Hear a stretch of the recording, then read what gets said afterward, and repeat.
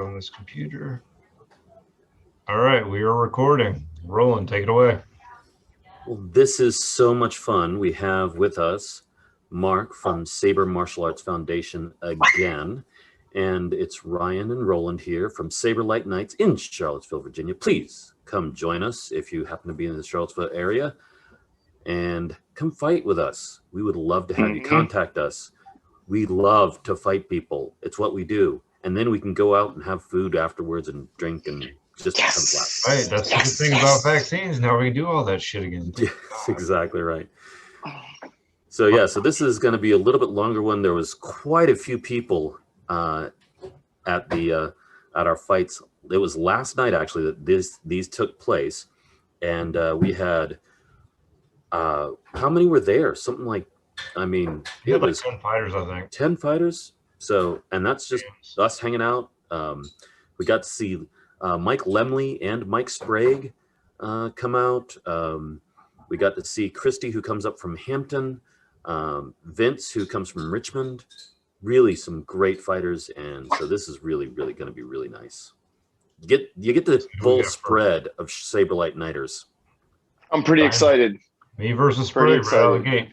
Yep. Oh yeah, and this is one of the first fights. So I already knew I liked the way you guys fight and train and everything, but then watching you guys again tonight already reaffirmed that. So this should be just more of the same and more fun. Look at this will be a dance fight. Yeah. Look at Sprague just dancing around, big as he is, and just moving and freaking threading that needle. Ryan, 1-0, fight. I love a big dude who can move really well, you know? He's usually going against Chris. Not to offend anybody, it shouldn't be offensive, but I just think of John Goodman. Like, everybody loves a John Goodman. Yeah. 3-1, fight. Both of you guys move well. Ryan had that. I mean, all you guys move well. It goes without saying, but it was a tough one. It was very close. So is that Saber out? I don't mean to be that guy who's like, hey, that Saber's out, man. No, it's actually on. It's just not the most. It's a really light green. It's not well lit, and so you can tell by the hill that there's green happening. 2, fight. I know you guys and pretty much everybody who we train with and talk to trains where the Saber not being lit is a problem, unless you're all just like fighting without your blades to save batteries or whatever. But in like a tournament setting or a setting like this where you're trying to get better and record for posterity, have a lit blade. Charge your Saber before you go to class. Yep. I need to change batteries in mine, in fact. It's true. It makes you feel bad when you have like a battery dimming. You're like, oh, my Saber's not as cool as everybody's awesome Saber. Which one is the best one is both of us. Oh my god. Hold. That was wicked right there. That was like some 1-2, almost 4. That was just so well done. He hit your hand and. So who ended up at that point? You said he did? That was Sprague. 6. That was Sprague. Yeah. 7, fight. That was pretty cool. That looked a little bit Filipino. 8, 4, fight. Sprague does either have of you guys FMA background. Okay, that was just gonna ask. 9, 4, fight. As do my brother and I. I knew that because I met you guys, which was awesome. I don't think I met Michael, but maybe I did. I don't think so. He's a martial artist guy, and so he gets a lot of different people. Yeah, he and I would probably share many beers together. Well done. Good job. Oh yeah. And I've studied the footwork, but that's about it. Yeah. I really enjoyed that fight, and I saw in the other fights that you were in, Ryan, that you had that very Form 2 bordering on Form 5 root system, and that Michael had a very, very good, like, I don't even know. He kind of was using a bunch of stuff. I would even say Form 6, right? Just like a sort of jack of all trades kind of thing. Mm-hmm. But now that Roland explained to me that background, and now that you've kind of explained a little bit about your background, that fight really exposed that both of you had a lot more tools in your little DeWalt yellow bag than you were letting on. Right. Yeah. That was neat. Uh-oh, Roland, here you go. Yep. It'll be Roland versus Anthony. Anthony is very Form 5, like flat out. Classic. Oh, I love it so much. Roland is a very strong, I would call more Shicho into, sometimes he'll break into Form 2, but very solid base. I always call him the bull because he keeps such a solid base, you can't really get around it, and he's always pushing forward. Yeah. AJ, he's got this long reach, and as I tend to be a linear fighter, I'm having to contend with the fact that this guy can reach out and touch me right down that center line. So what the heck do I do about it? That's where my Filipino martial arts come in. Okay, crap, I need to work on my angles and cutting some things. So this is why these types of fights are so good for me, because, okay, I need to explore all of those things. And triangular footwork is great. Please, everyone, learn triangular footwork. Please, everyone. Always. But yeah. Well, triangular stances, because let's say you're in like a fighting style stance where both of your knees are bent, right? Like a Form 1, Form 5 fighting style stance, and both your knees are bent.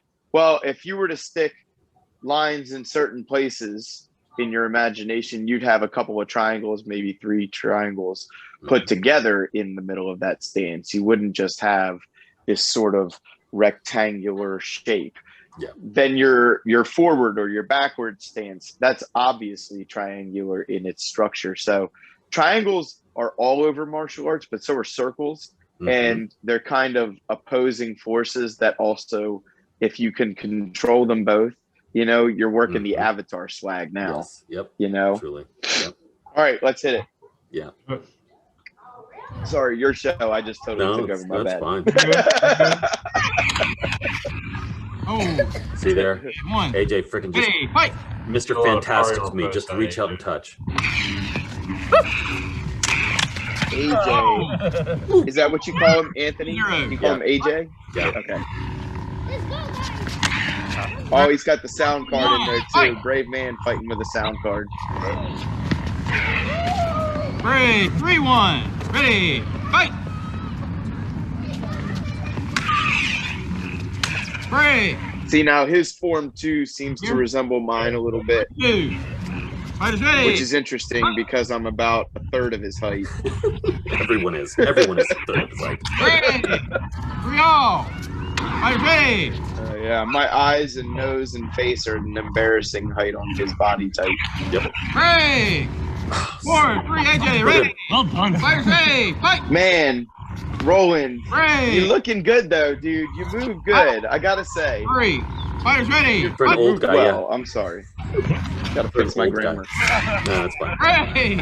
You know, I'm the old guy at the MMA gym right now, and I know I'm younger than you, but I feel the same way. I'm like, man, if I can get in a point here and there, I'm so winning. That's exactly how I look at it. That I can score any point against any of these younger guys. Excellent. Yeah. That's my win. Fighters ready. So Roland, I'm gonna tell you how old I think you are. I know you said it on the show the other day, so I know how old you really are, but I'm gonna tell you how old you resemble. You resemble maximum 40.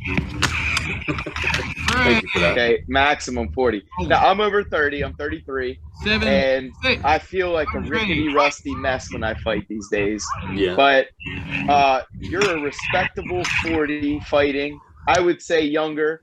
I would say that your movement mastery tells your age more than your like what you would call moving slower than you used to, or you know, not getting as many points as you used to. I would say it looks like you're fighting with wisdom.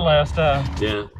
Well, I figured, and that's where your age comes out more than what you say. You know what I mean? Yeah. Well, I think older fighters give themselves a disservice where they're like, "Well, I can't do this as well as I used to." I'm not saying you're hard on yourself, but I had a 52-year-old student who competed in her first tournament at the age of 52, and she competed in sparring, kata, and a weapons kata. She learned a weapon just to compete, and she was just like, "Man, I don't even care about anything else except the fact that I did that." So I think you move great, and I think that you have a good head on your shoulders. And I think in that fight, what people can really take away is it doesn't matter who you're facing, height, width, depth, age, experience. If you like know your tools, you can have fun. You can have fun. Yep.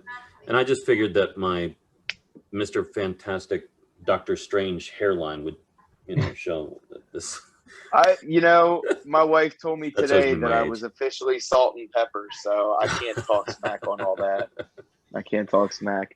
I really enjoyed that fight. I saw a lot of different fights. I saw your Filipino background. I saw his, I don't know, I almost want to say like slightly Chinese style with the one-handed style, but also European, which they're not that different. Right. No martial art is that different from another. Let's be fair. Yeah. This one really cool. Yeah. This one's going to be fun. This is Vince, who's I was calling versus Graham. I was calling Vince Spider-Man, the way he's just moving around, bouncing up and down. He was dodging the blade like freaking Matrix. It's insane. And against Graham, who again, tall, big guy, long reach. That's what you're gonna. It's fun to watch. Yeah. I love this Fight Nights logo. Yeah. Whoever that Phantom fighter is, he looks scary AF. Yep. Well, it's Ryan, by the way. Just so you know, it's Ryan. Oh, is it? That's proof right there that old guys can't learn a new trick. So, Roland, are you the oldest? I think that Sprague is by a couple years. Nice. And then it goes my brother. And then these guys we're watching now. How old are these two guys? 20s. There you go. Both of them? Yep. Lucky. I know. About knees and hips and shoulders. Everything works. And you can see it in Vince. He just bounces around. No, it's fine. You're good. Hit on me a little bit. So what kind of background do these fellas have? Vince does a lot of, like Robert, did like the Dagamere, fighting, that kind of thing. Graham, I don't know. Yeah. It was all padding, thankfully. He does have some formal training, but it's just, I just look at him and watch his, it's very European to me, but when watching him, you can see a lot of German longsword and stuff, but there's other things too. But it looks like maybe a lot of his experience actually comes from lightsaber training, which, truth be told, is something I so freaking love about this community and what we do. Like whether it's SMAF or whether it's Saber Light or whether it's, just some of the people you watch on YouTube or whatever. It's really cool to see people like, I'm sorry, what's his name again on the right? Graham. Who, regardless of their experience before, it's clear that he's learning a lot about fighting and martial arts just through practicing with a lightsaber. Just by the way he fights, to my eye, it seems like the lightsaber has been a good teaching tool for him. You can see, like, I don't want to say beginner because he definitely doesn't fight like a total beginner, but sticking around in that middle guard, that's a little bit more of a sort of unsure move. But he's fighting with confidence too, so that's kind of an inaccurate way to say it. I think it's just more, not unsure, but more of, Yeah,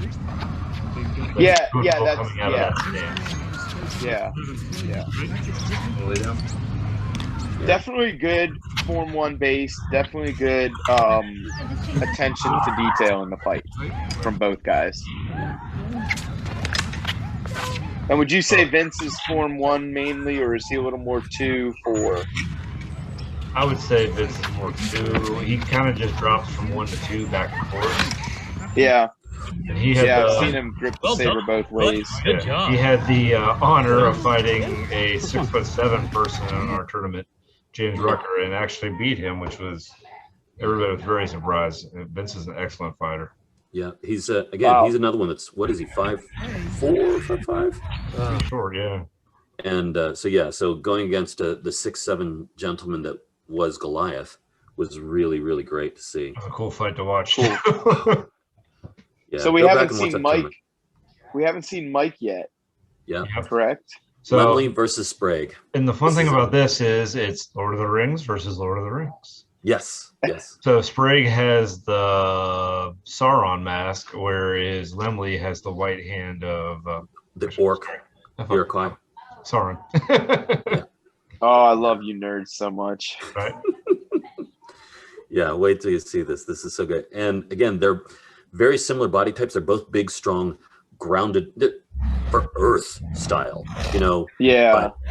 But they're power guys. But man, the differences is so good to see. Yeah. I'm sorry. Yeah, Lemley.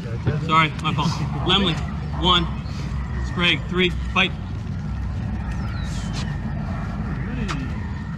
So let me just ask you guys. I know what your gear requirements are. It seems like generally you guys use a lot of gear. Do you find any detriment in your mobility?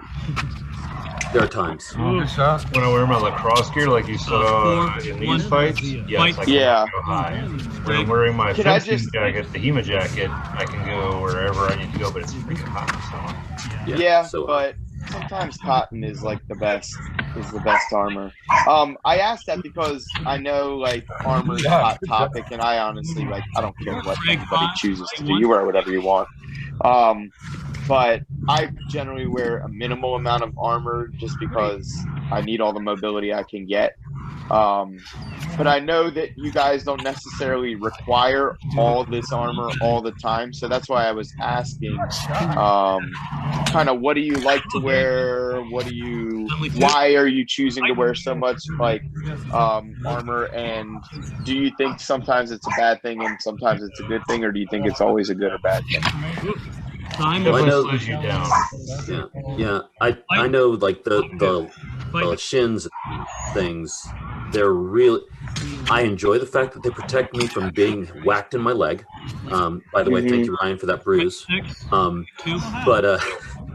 That there's a lot of times, especially if they're that bulky, like the way that Lemley's has his. I just find that I just can't move that well. 7, 2, fight. Again, that's and then you need your armor because you might get hit more. Yes. Yep. But exactly. I don't begrudge anybody their armor, especially if it looks really cool and you put a lot of time and effort into feeling good about your armor. I totally respect that. I think it's a good thing. I just don't wear a ton myself, but I do care about certain things like color, you know. 8-3. And I also wanted to ask you because it's clear that you guys have a lot of control in everything you're doing and that you train with technique. But do you find that sometimes the armor makes people braver than they should be? Initially, that was our concerns, especially with Sprague, admittedly, and even Graham. They were power guys, and they knew that the only way that they could get inherently the only way they could get past a guard is to push through. When they learned really quickly, it's like, oh, I can actually just hit you with just tap, just poke you, just thrust. That's when they begin to really develop. That's where Mike is right now. He's developed really almost a fighter in so much as he's beginning to be able to again thread that needle. He's able to go in and out and dance and move around. He doesn't have to swing for the fences. He'll still do it when he's tired. But man, it really causes for him to be almost a different fighter. And again, because he has all that armor, or especially initially when you have the armor, oh, everybody's armored, so I can just hit you. Yeah. But you don't need to. And we actually sort of instill that pretty quickly with everyone. Yeah. Why would I already you do knew that about you guys. That's why I brought the question up to you, because I knew you would come at it from a measured perspective, because I feel like there's camps about armor, and I'm like, why the camps? Just wear or wear whatever you wear the minimum, right? You should have your fencing helmet, you should have some good gloves, a cup. Chest protection is highly recommended because you've only got one heart, right? You've only got 2 lungs. And those things are recommended. Even a gorget, I don't really like to wear one, but I wear a nice big bib. So I don't begrudge anybody their armor, and I love the painted armor and stuff. But I looked at that fight and I was like, I feel like these guys could be a little more mobile. And I was thinking that the armor might have been the reason. But is there a reason you guys are using all that armor in these particular fights, or is it just because you're messing around with a certain rule set? I don't know. What I would say is we wear it because we want to be able to be used to it, and a lot of us do Saber Legion as well, where all I was going to say iron. Because of the tournaments that you compete in outside too. Exactly. Yeah. Okay. So if we're in half the gear and we're moving twice as fast, that's cool. But then if we got to put all the gear on and it slows down, we're not used to it, you're going to lose those fights. Right. Yeah.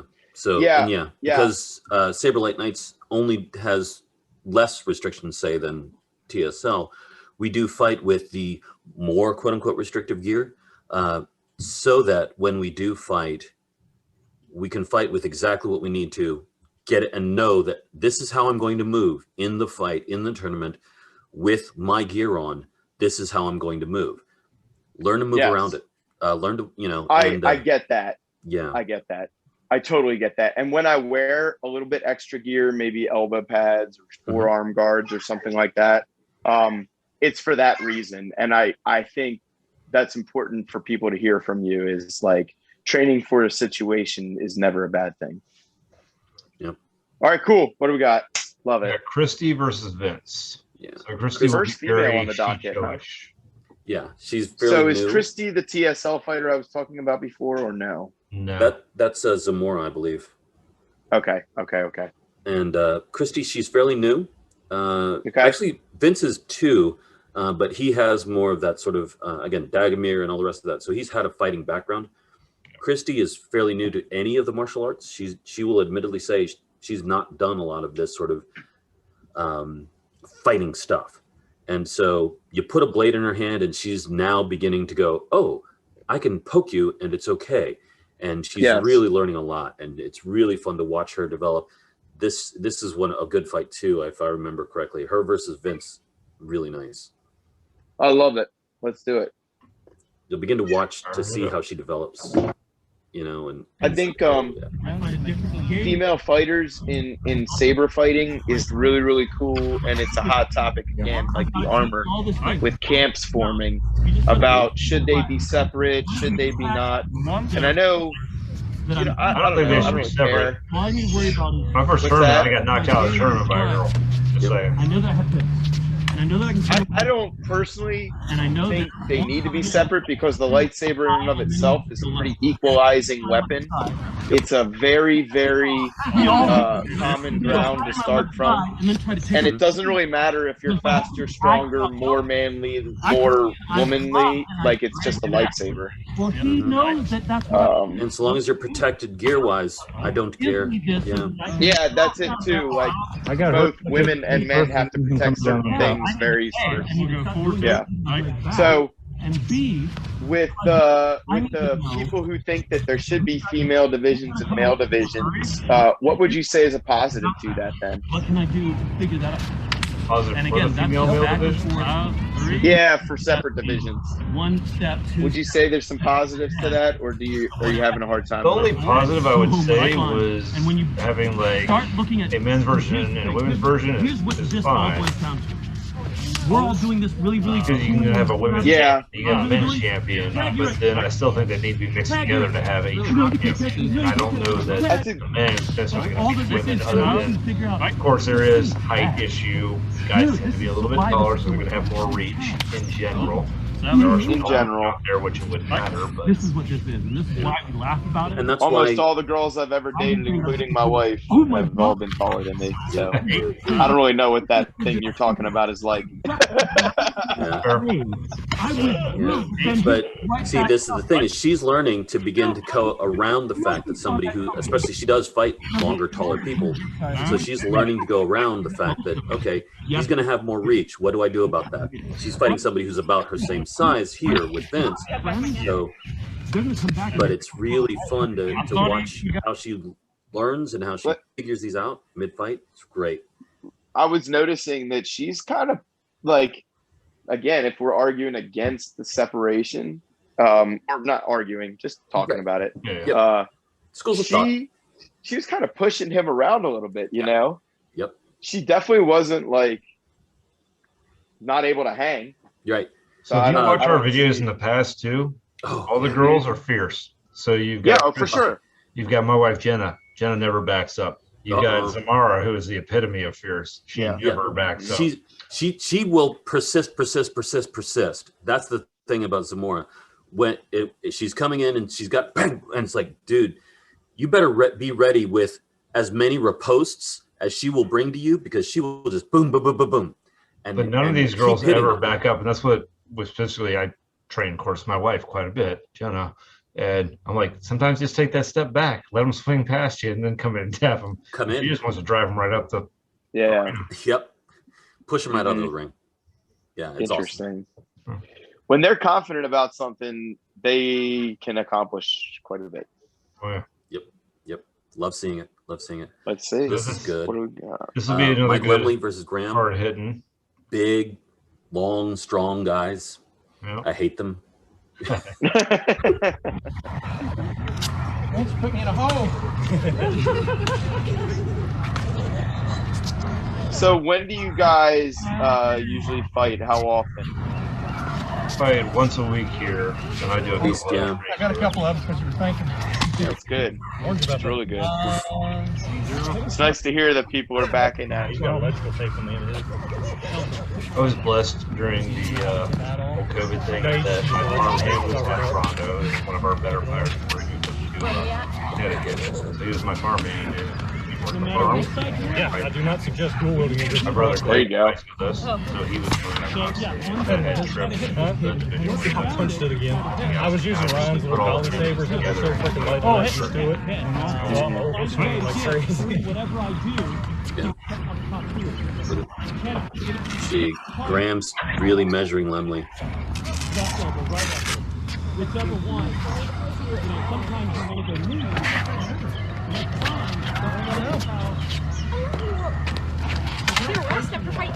Yep. He needs the endurance training. It's been a while since I saw Lemley fight, so this is so good to see him back out. Graham too, actually. I know. I wish that was recorded. That would be amazing. Anybody else? Yeah. Yeah, this is kind of like I'm kind of getting lost in the actual fight this time, more so than certain aspects of it. I'm just like really enjoying this fight. I don't know why. That's all I got. That's one move. Sometimes a fight will just capture your like imagination a little bit. If I get my right foot forward, I can get back off of it. Yeah, these big heavy dudes are fighting with some finesse though. Yep. I don't know, big heavy for real. It's a video, and it looks like the camera angles adding a few 100 pounds to everybody. So plus the gear. Oh yeah, it's true. Plus the gear. A lot of us are fighting off the COVID weight. That's how we get off the, that sounded so rude. I'm ashamed of myself, actually. Get over it. That all sounded so rude. No, that's why I'm so glad that you guys are back in action a little bit, because, man, like, it's just good for your mind and body to get the activity back. You know, a lot of people have seen these memes and stuff, but like it really is sad that like all of these fast food places have been open, all of these big chain retail stores have been open, but like gyms and martial artists and dance classes and gymnastics and stuff, horseback riding, it's all had to been truncated in many ways. So but it seems like things are opening back up quite a bit. Yep. That's great to hear.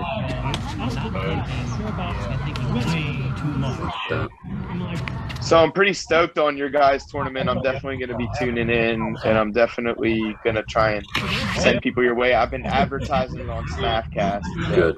Thank you. Of course. That's going to be wild. Yeah, we're always happy to help you guys out. You guys have been awesome. I hope that all of your members know that they can they can take part in all the stuff we're doing. We got some classes coming out soon with some of the people from California and Arizona. So I hope you guys all kind of have fun with that. I know Courtney's actually going to teach a few classes for us, I think. So that'll be fun. Yeah. Keep listening to your podcast, so, you know. Well, that was kind of a tool for us to be like, hey, all of this stuff going on in the world sucks. Can we talk about lightsabers again?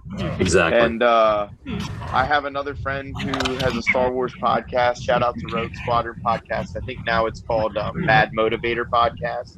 Mm-hmm. And he's a podcast editor for his profession.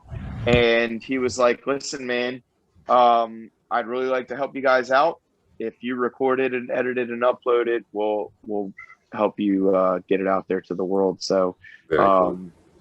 This is so cool to have you guys, because we already had Courtney on the show, but we really wanted to have you guys on too, to watch some fights, and because we know that, like, when you guys do commentary, you know what you're talking about. You know the martial arts behind it. You know the fighters' personalities. You don't even need to know the fighters to watch a fight and know their personalities, I feel like. Yeah. Guys, oh, yeah. So. Oh, yeah. That was one and it just thing, comes from experience, you know, just watching. Yep. That was one thing you can see. Oh, he's getting a little serious. Oh, he's measuring here. Oh, he's up. Nope. Yeah. Yep. Ryan's having fun because he's doing his little dancey dance. Yep. So yeah. So is this the last fight, or we have a couple more? This is the last fight. So this will be in exotics. I think this is crossguard with Vince versus dual wield with me. Yep.